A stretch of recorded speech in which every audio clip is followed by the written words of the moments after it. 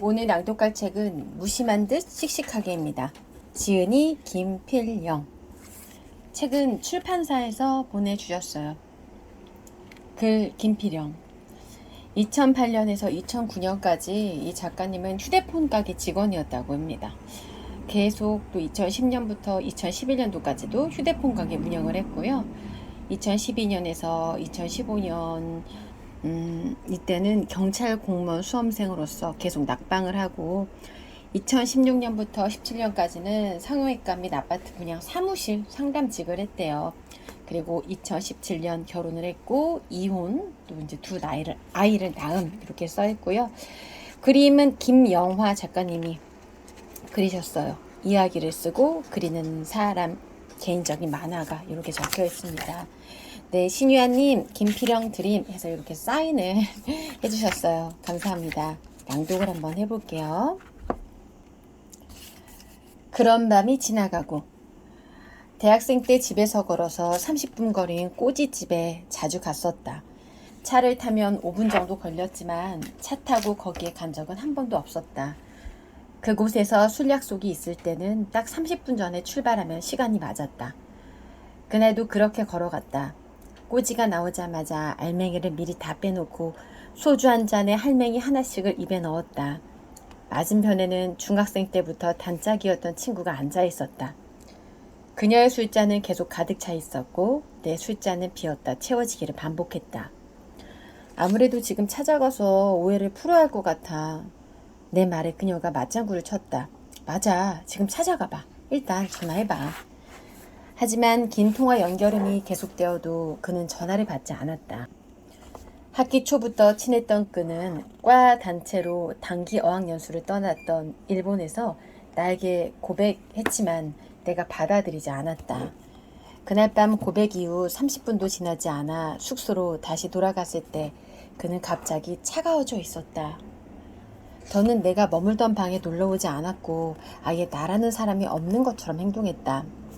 짧은 어학연수를 마치고 학교에 다시 돌아온 뒤로도 여전히 마찬가지였다. 수업이 끝나고 자리를 이동할 때면 그는 내가 투명인간인 양 내 앞을 스쳐 지나갔다. 새로운 사람들 틈에 있는 그를 보면 검은 안경테 너머로 즐거운 눈빛이 배어나오곤 했다. 그 모습을 조금 멀리서 쳐다보면서 나는 어떻게든 다시 그와 잘 지내고 싶었다. 특별히 뭔가를 하고 싶은 건 아니었다. 그냥 쉬는 시간에는 같이 커피를 마시고 점심시간이 되면 학식을 같이 먹고 싶었다. 우리는 원래 친했으니까. 무엇보다 얼굴을 마주하고 지금 이 상황을 정확하게 확인하고 싶었다.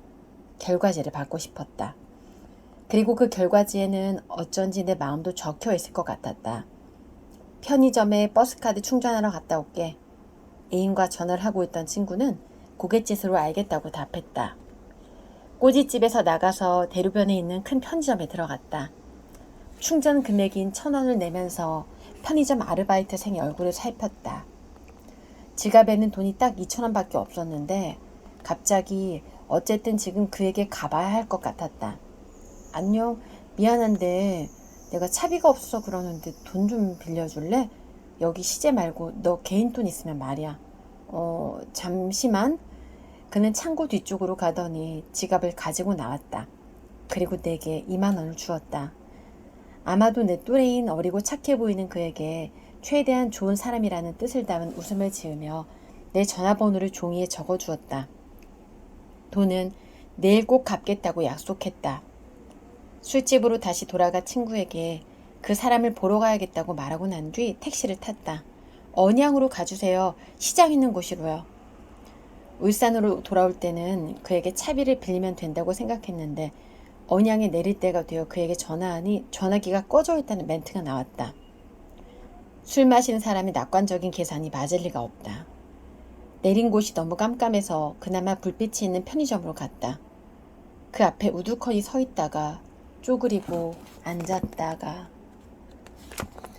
순간 잠이 들었다. 누군가가 나를 건드렸다. 저기요, 네? 혹시 울산 가세요? 제가 울산 가는 길이라서 여기서 주무시면 위험할 것 같아 태워드릴게요. 술에서도 잠에서도 덜 깬 나는 잠깐 멍하다가 정신이 번쩍 들었다. 이 사람 내 장기를 떼가버리면 어떡하지? 고개를 들어 그를 살펴보았다. 30대 중반 정도. 안경을 끼고 검정에 가까운 정장을 입은 그는 아무래도 장기 밀매자처럼 보이진 않았다. 게다가 이대로 편의점 앞에서 자면 다른 누군가에게 끌려가 장기를 빼앗길 확률이 더 높을 것 같았다. 나는 고개를 끄덕이고 순순히 그의 검은색 차에 탔다. 우리 집 앞에 거의 다 왔을 때쯤 그가 처음으로 입을 열었다. 이쪽으로 들어가면 되죠? 아, 감사합니다.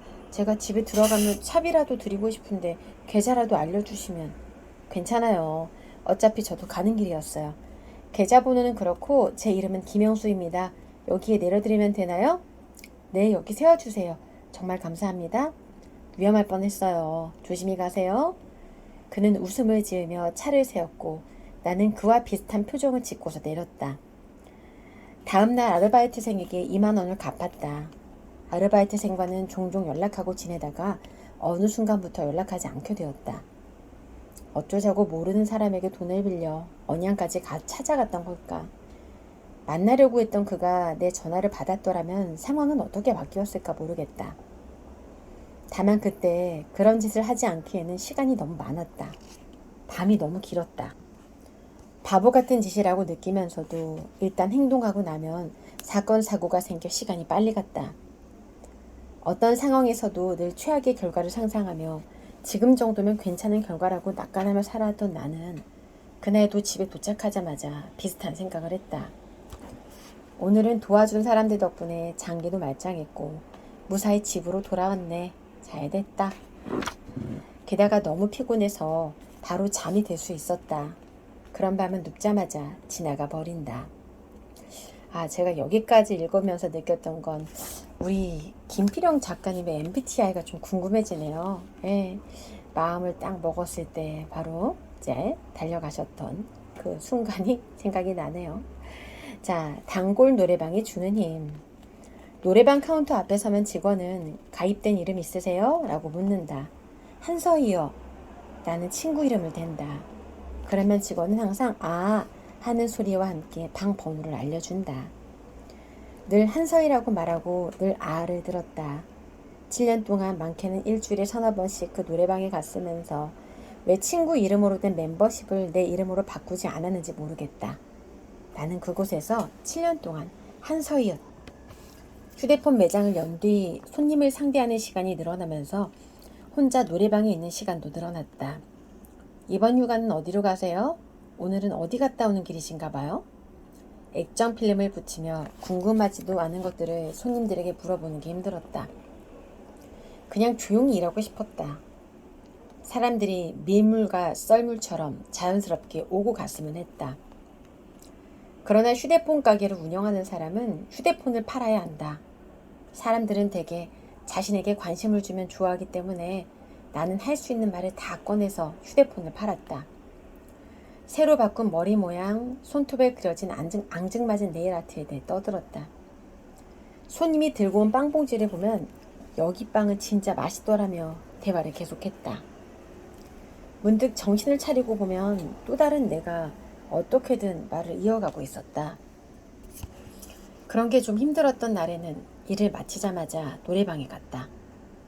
밀폐된 방 특유의 방향제 냄새를 마셔야 하는 건 별로였지만 거기서 혼자 소리를 지르고 춤도 추고 라면도 먹고 맥주도 마시면서 말 그대로 쇼를 하다 보면 마음이 편해졌다.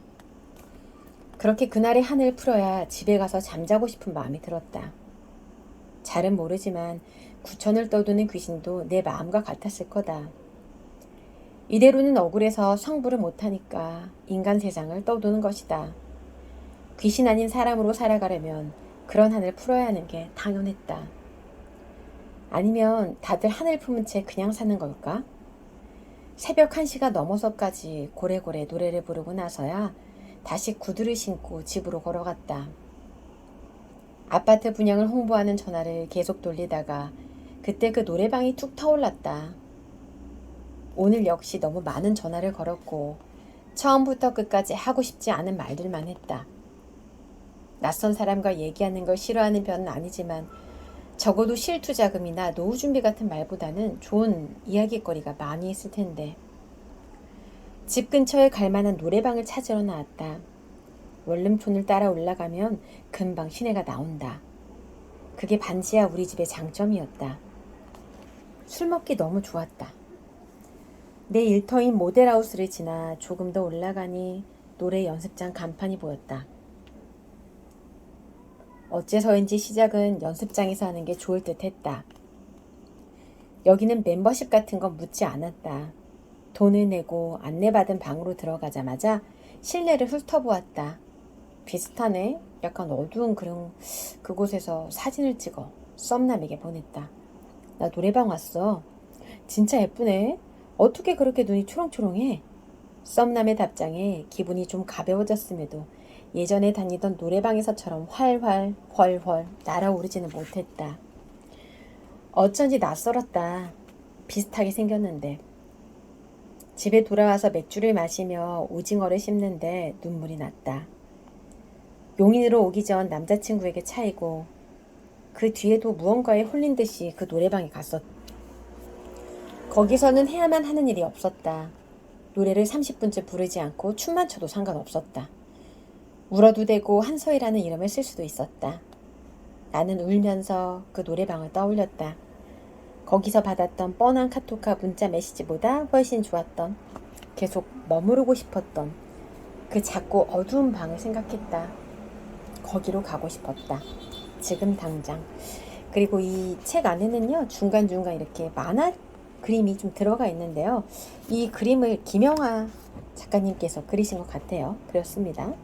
이 만화에 나오는 걸 좀 소개해드릴까요? 이런 그림들이 나와 있어요. 너 그거 알아? 노래방에서 여자 말고 남자도 불러주는 거 진짜요? 같이 가볼까? 네, 저 가보고 싶어요.